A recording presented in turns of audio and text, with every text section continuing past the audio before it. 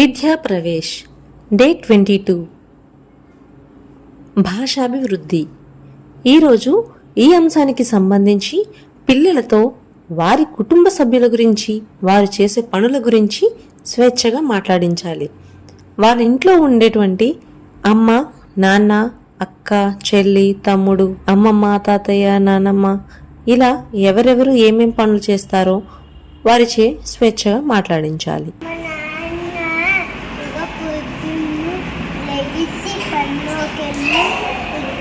డబ్బులు తెచ్చిన అమ్మకిస్తే అప్పుడు మా నాన్న పళ్ళవి తెచ్చి ఇంకా నన్ను పళ్ళవి తినేసి ఇప్పుడు తినేసి పడుకుంటాను.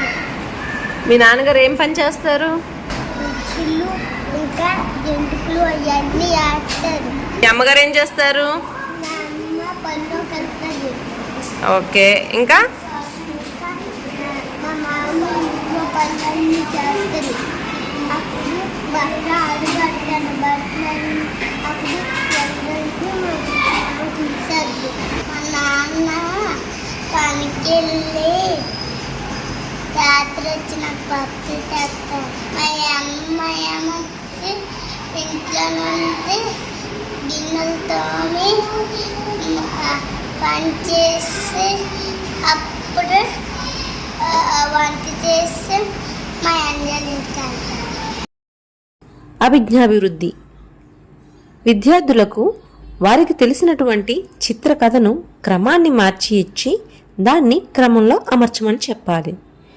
ఈ విధంగా చేయడం వలన వారు ఆ కథని ఎంతవరకు అవగాహన చేసుకున్నారో, ఆ చిత్రాలను ఒక క్రమంలో పెట్టగలుగుతున్నారో లేదో అనే విషయాన్ని మనం అంచనా వేయవచ్చు.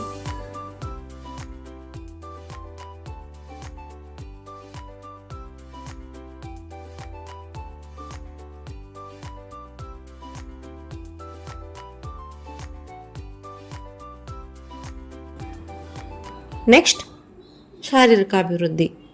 ఈ అంశానికి సంబంధించి తాడాట లేదా టైరాట ఆడించుట.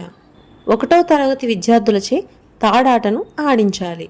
ఒకవేళ వారు ఆడలేకపోయి ఉంటే, విద్యార్థులకు తాడాట ఆడడం రాకపోయినప్పుడు, తాడాట ఆడే విధానం తెలియనప్పుడు విద్యార్థులచే గెంతడం, దుమకడం, తాడాటను ఏ విధంగా ఆడతారో ఆ ఆడేటువంటి విధానంలో గెంతే విధంగా విద్యార్థులను ప్రోత్సహించాలి.